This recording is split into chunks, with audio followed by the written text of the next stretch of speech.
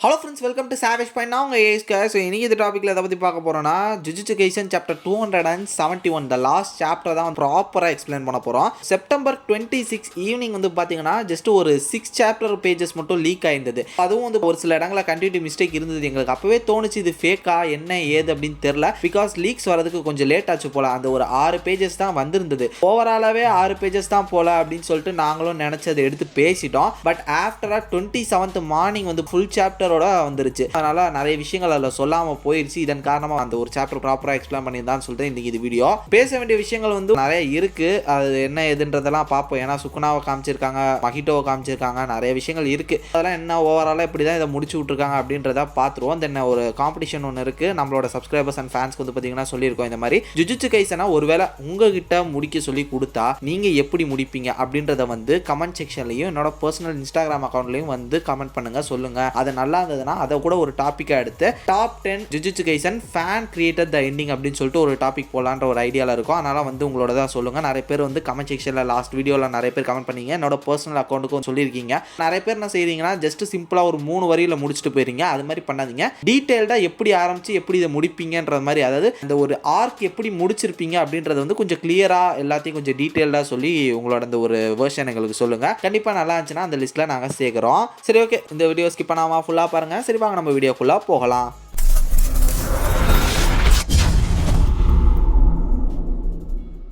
So சாப்டரோட ஸ்டார்டிங்கே வந்து பார்த்தீங்கன்னா மிஷன்லேருந்து தான் ஆரம்பிக்கிறாங்க. அந்த லாஸ்ட் மிஷன் அப்படின்னு சொல்லி போயிருக்காங்களா. இங்கே 2 கப்புள்ஸ் வந்து ஒரு கேர்ஸ் மூலமாக பாதிக்கப்பட்டிருக்காங்க. அவங்களோட ஃபேஸஸே வந்து பார்த்தீங்கன்னா வேற மாதிரி கோரமாக இருக்கிற மாதிரி அவங்களுக்கு தெரியுது. இவங்களுக்கு ஹெல்ப் பண்ணுறதுக்காக தான் நோபாரா, யூஜி, மெகிமி இவங்க வந்திருக்காங்க.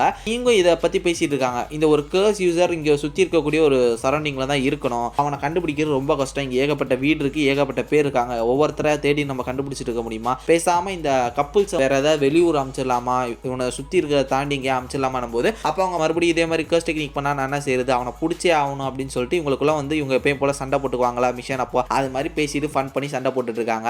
அப்பதான் வந்து பாத்தீங்கன்னா ஹைட்ல இருக்கக்கூடிய அபார்ட்மெண்ட் லிஃப்ட் வந்து மேலே கீழே 40 ஃப்ளோர்னு நினைக்கிறேன். போயிட்டு இவங்களை வர வச்சு அவனை மறுபடியும் கேர்ஸை யூஸ் பண்ண வச்சு அவன் எங்க இருக்கான்னு ட்ராக் பண்ணி அவனை பிடிச்சிடலாம் அப்படின்னு சொல்லிட்டு ஒரு பிளானை போட்டு அவனை பிடிச்சிடுறாங்க. பிடிச்சது மட்டும் இல்லாம இவங்க வந்து கொண்டு போயிட்டு எப்பயும் போல அந்த ஜுஜுட்சு கைசன் சாசர்லாம் அவனை அரெஸ்ட் பண்ணிட்டு போவாங்களா. அது மாதிரி அவனை அரெஸ்ட் பண்ண விட்டுட்டு இவங்க 3 பேர் வந்து பேசிட்டு அப்படியே நார்மலா போற மாதிரி இந்த ஒரு மிஷன் முடியுது. சப்பையா தான் மிஷன் ஆரம்பிக்குது, சப்பையாக தான் முடியுது. ஒன்றும் அவ்வளோ பெரிய சீரியஸாக விஷயம்லாம் இல்லை, ஃபைட்லாம் ஒன்றும் இல்லை. அதுக்கப்புறம் வந்து பார்த்தீங்கன்னா கோஜோ இவங்களுக்குள்ள ஒரு சின்ன ஒரு ஃப்ளாஷ்பேக் மாதிரி. ஸோ கோஜோ வந்து என்ன சொல்கிறாருன்னா, நீங்கள் தான் அடுத்த ஜென்ரேஷன், நீங்கள் தான் வந்து எல்லாத்தையும் பார்த்துக்கணும் அப்படின்ற மாதிரி ஒரு அட்வைஸை போட்டு விட்றாரு. ஸோ அது வந்து எப்பயும் போல நம்ம நிறைய சாப்டரில் பார்த்தோம். சேம் அதே மாதிரியான ஒரு அட்வைஸ் தான். அதாவது இது மூலமாக என்ன சொல்கிறாங்கன்னா, கோஜோ வந்து ப்ராப்பராக இறந்துட்டாரு அப்படின்ற மாதிரி நமக்கு சொல்ல ட்ரை பண்ணுறாங்க. அப்படியே ப்ரெசென்ட் டைமில் யூஜி வந்து அவர் கையை பார்க்குறாரு, அவர்கிட்ட 2 விரல் இல்லை. இப்படி பேசியிருக்கும்போது மெகிமி வந்து பார்த்தீங்கன்னா என்ன ஆச்சு, உனக்கு சரிதானே, எல்லாம் சரியாயிடுச்சு, ஏதாவது பிரச்சனையா அப்படின்னு சொல்லி கேட்கும்போது இல்லை ஒன்றும் இல்லவா அப்படின்னு சொல்லிட்டு இவங்க பேசிட்டு போயிட்டு இருக்காங்க. அப்படியே பேலெல்லாம் வந்து பார்த்தீங்கன்னா ஒரு சோல் ரேல் மாதிரி, அது ஏதோ ஒரு ரேல் மாதிரி தெரியுது. அந்த ரேல்மில் வந்து ஹியானரா காலத்தோட சுக்குனா வந்து நிற்கிறாரு. அவருக்கு ஆப்போசிட்ல வந்து பார்த்தீங்கன்னா மஹிட்டோ இருக்காரு. இவங்களுக்குள்ள ஒரு கான்வர்சேஷன் போயிட்டு இருக்கு. இந்த மாதிரி நீயும் முடிச்சாப்பா, உனையும் போட்டு விட்டாங்களா, தோத்துட்டியா வந்துட்டியா அப்படின்னு சொல்லிட்டு இவங்க பேசிக்கிட்டு இருக்காங்க. இங்கே சுக்குனா வந்து பார்த்தீங்கன்னா ஒரு முக்கியமான விஷயத்த சொல்றாரு. ஆமா, நான் தோத்துட்டேன், நான் நிறைய விஷயம் பண்ணியிருக்கேன், நான் 2 பாதையை தேர்ந்தெடுத்திருக்கலாம். ஆனால் அந்த பாதையில் என்னோட ஓன் கேர்ஸே வந்து என்ன சொல்றதுன்னா அவருக்குள்ள இருக்கக்கூடிய கேர்ஸே அந்த பாதையை தேர்ந்தெடுக்க விடாம ஒரு கெட்டவனா அந்த மாதிரி ஆக்கிருச்சு. நான் இப்போ வந்து அந்த ஒரு பாதையை தேர்ந்தெடுத்தா அந்தபடி என்னோட வாழ்க்கை என்ன நடக்க போகுது அப்படின்னு போறேன் அப்படின்ற மாதிரி சொல்றாரு. ஸோ அதாவது கிட்டத்தட்ட சுக்குனா வந்து பார்த்தீங்கன்னா திருந்திட்டாரு அப்படின்ற மாதிரி தான் வந்து போர்ட்ரே பண்ண ட்ரை பண்றாங்க. தென் இது மட்டும் இல்லாமல் அவர் கூட 2 பேர் இருக்காங்க. அவருக்கு பின்னாடி ஒரு சைடு வந்து சின்ன பையன் மாதிரி ஒருத்தவங்க இருக்காங்க, இன்னொரு பக்கம் ஒரு லேடி இருக்காங்க. எனக்கு அது பார்க்கறதுக்கு பர்சனலாக உராமை மாதிரி தான் இருந்துச்சு. அது வந்து குட்டி வயசு உராமை அப்படின்ற மாதிரி நிறைய பேர் டிஸ்கஸ் பண்ணி சொல்லிட்டு இருக்காங்க.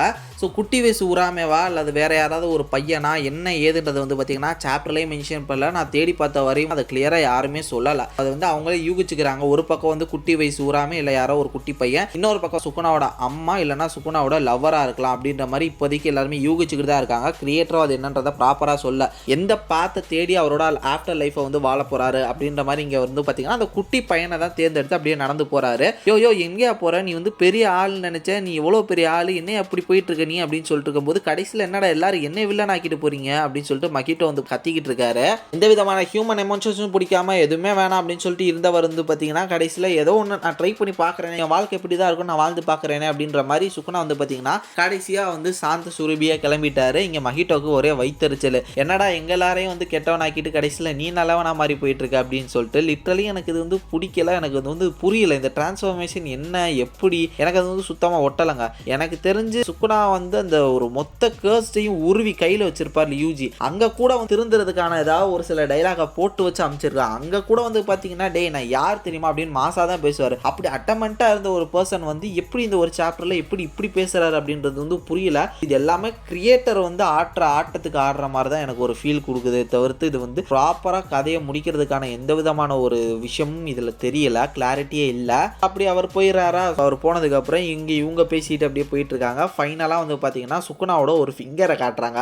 இந்த ஒரு ஃபிங்கர் வந்து எப்படி காட்டுறாங்க, என்ன ஒரு ஃபிங்கர் அப்படின்றதுலையுமே வந்து பார்த்தீங்கன்னா 2 டிபேட் போயிட்டு இருக்கு. அது என்னன்னா, ஒன்று வந்து ஸ்டார்டிங்கில் ஃபர்ஸ்ட் எபிசோடில் வந்து பார்த்தீங்கன்னா இதே இடத்துல தான் வந்து சுகுணாவோட அந்த ஒரு ஃபர்ஸ்ட் ஃபிங்கர் எடுத்து நம்ம யூஜி முழுங்கியிருப்பாரு. அந்த ஒரு இடத்துல தான் ஃபர்ஸ்ட் யூஜி இவங்கெல்லாம் எடுக்க போகிறதுக்கு முன்னாடி அந்த ஃபிங்கர் எப்படி இருந்தது அப்படின்றத வந்து காட்டுறாரு அப்படின்ற மாதிரி ஒரு பக்கம் ஒன்று சொல்கிறாங்க. இன்னொன்று என்ன சொல்கிறாங்கன்னா, அந்த ஃபைனல் சுகுணாவோட ஃபிங்கர் இருக்குல்ல, அதை வச்சு தானே வந்து அந்த சுகுணாவை போட்டு படுத்தி எடுத்தாங்க, அந்த ஃபைனல் ஃபிங்கரை கொண்டு போய் அங்கே வச்சுட்டாங்க அப்படின்ற மாதிரி இன்னொரு பக்கம் சொல்கிறாங்க. இது மாதிரி யூகங்களுக்கு பேரில் வந்து பார்த்தீங்கன்னா இந்த சாப்டரில் போட்டு என்னவோ பண்ணி வச்சிருக்காருங்க கேகே. ஃபைனலான ஒரு எண்டிங் கூட ஒரு நல்ல கிளியரான ஒரு எண்டிங்கை கொடுக்கல. ஃப்ளாஷ்பேக்கும் என்னன்னு தெரியல, இந்த மாதிரியான ஒரு சில விஷயங்களும் என்னன்னு தெரியல. அந்தளவுக்கு ஃபைனல் வரையும் ஃபேன்ஸையும் ஃபாலோவர்ஸையும் குழப்பி தான் விட்டுருக்காரு. லிட்ரலி ஒரு புவர் எண்டிங், ஒரு பேடஸ்ட் எண்டிங். இது வந்து ஒரு உதாரணமாகவே இருக்கும்னு நினைக்கிறேன் ஹிஸ்ட்ரியில். ஒரு ஹைப்பாக ஆரம்பித்து எவ்வளோ கேவலமாக யார் முடிக்கக்கூடாதோ அதில் ஒன்று இது அப்படின்ற மாதிரி கண்டிப்பாக ஒரு உதாரணமாக ஜுஜுட்சு கைசன் வரும். ஏன்னா ஆரம்பத்துக்கும் முடிவுக்கும் சம்பந்தமே இல்லாத ஒரு முடிவாக எனக்கு இது தோணுது.